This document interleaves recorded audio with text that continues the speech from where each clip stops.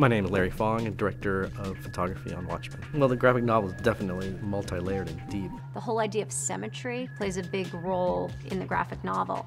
And I think Zach's approach has been a very traditional way of shooting and a traditional way of composition. And the best way to do that was sometimes with a single camera. When I was doing Lost, we had multiple cameras at all times. It does kind of make you shoot in a certain way. When you make a movie, a lot of times you take a second camera, and if the actors are talking, you stick a second camera in there to try and get a close-up or something like that to make it move along faster. That second camera normally suffers a little bit in its composition design just because it's not the primary focus. But for this movie, it's a one-camera show.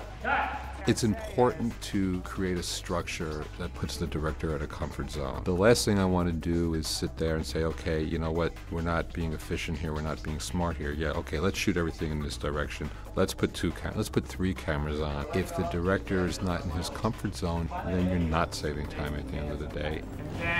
His shots are so designed. Action! So it's hard to kind of get a B camera just somewhere to get another shot.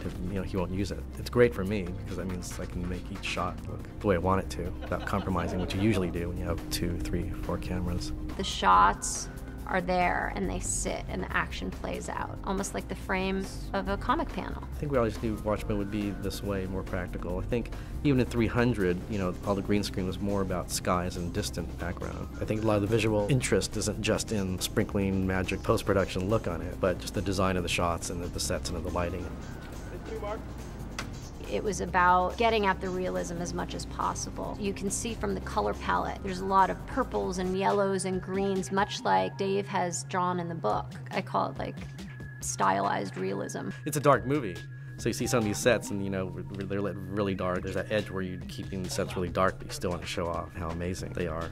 If you go in the streets of New York, which I've done, you end up turn off all the street lights that are making multiple shadows and you put your beautiful light in one place or something.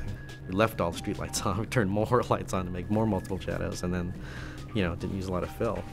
So I think that's why it kind of feels real.